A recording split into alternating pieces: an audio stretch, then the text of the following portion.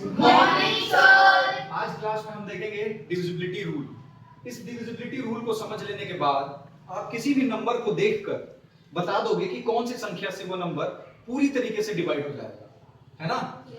तो हम देखते हैं सबसे पहले 2 का रूल ये कहता है कि last digit is even. Last digit जो है वो इवन होना चाहिए। जैसे 2 128, इसमें सिर्फ हम लास्ट डिजिट को देखेंगे। क्या है लवन्या लास्ट डिजिट? 8।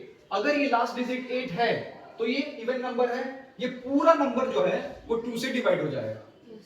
वैसे ही 3 का रूल क्या कहता है कि सम इज डिविजिबल बाय 9।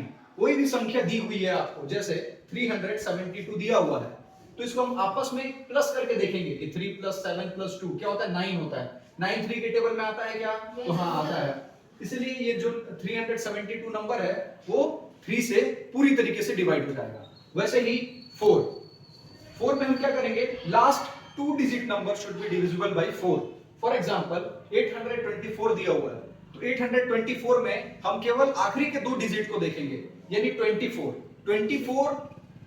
4 से डिवाइड होता है क्या? होता है। तो ये पूरा संख्या जो है वो 4 से डिवाइड हो जाएगा। चाहे कितने भी डिजिट की नंबर दी हुई हो, आप केवल आखिरी के 2 डिजिट देखेंगे और पता लगा लेंगे कि पूरी संख्या डिवाइड होगी या नहीं। फिर आते हैं 5 में। 5 का रूल क्या कहता है कि आखिरी संख्या, केवल आखिरी संख्या हम देखेंगे, 0 है या 5। अगर 0 और 5 होता है तो पूरा संख्या जो है वो 5 से डिवाइड हो जाएगा। क्लियर हुआ? वैसे ही 6 में, 6 का रूल क्या कहता है? एग्जांपल दिया है, देखो 246। 6 का रूल थोड़ा ध्यान से समझना। ये ऐसा है, 6 का रूल कहता है कि कोई भी संख्या 2 से और 3 से दोनों से डिवाइड होनी चाहिए। अगर वो दोनों से डिवाइड हो रहा है तभी वो 6 से डिवाइड होगा भाई। जैसे 246, तो ये 6 है, इसका मतलब 2 से डिवाइड होगा। लास्ट डिजिट 6 है तो 2 से डिवाइड होगा। अब हम इसको चेक करेंगे कि 3 से होगा कि नहीं। 3 का रूल क्या कहता है कि सभी को प्लस करके देखें, अगर वो 3 के टेबल में आता होगा तो 3 से डिवाइड होगा। तो ये संख्या जो है 2 से भी डिवाइड हो रही है, 3 से भी डिवाइड हो रही है, इसीलिए ये पूरी संख्या 6 से भी डिवाइड हो जाएगी। 7 का रूल क्या कहता है कि रिमेनिंग नंबर को लास्ट के डिजिट को 2 से इंटू करेंगे और रिमेनिंग नंबर से माइनस करेंगे। एग्जांपल देखते हैं, जैसे 672 दिया हुआ है, तो 2 लास्ट डिजिट का नंबर है, इसको हम 2 से इंटू करें तो हो गया 4।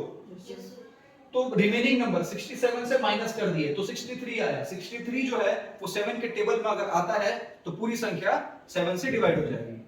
क्लियर हो रहा है? अब 8 का रूल क्या कहता है? जैसे 4 का हमारा रूल था, 4 के रूल में ये हम देखे थे कि लास्ट 2 डिजिट अगर 4 से डिवाइड हो रहा है तो वो पूरा संख्या 4 से डिवाइड होगा। इसी प्रकार लास्ट 3 डिजिट नंबर अगर 8 से डिवाइड हो रहा है तो पूरा संख्या जो है वो 8 से डिवाइड हो जाएगा। समझ में आ रहा है? एग्जांपल के तौर पे 5480, इसमें हमको केवल लास्ट 3 डिजिट देखना है, मतलब 480 को डिवाइड करके देखेंगे 8 से, अगर डिवाइड होता है तो पूरा संख्या 8 से डिवाइड हो जाएगा। उसी प्रकार 9 का है, सम इज डिविजिबल बाय 9।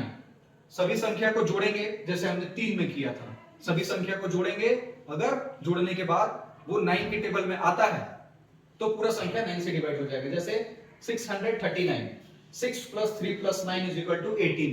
18 9 के टेबल में आता है तो वो 9 से पूरी तरीके से डिवाइड हो जाएगा। यानी 3 का 9 का बिल्कुल सेम है, 4 का 8 का बिल्कुल सेम है, 5 का और 2 का ऑलमोस्ट सेम है। इसमें हमको इवन नंबर देखना है और 5 में 0 और 5 को देखना है। ठीक है?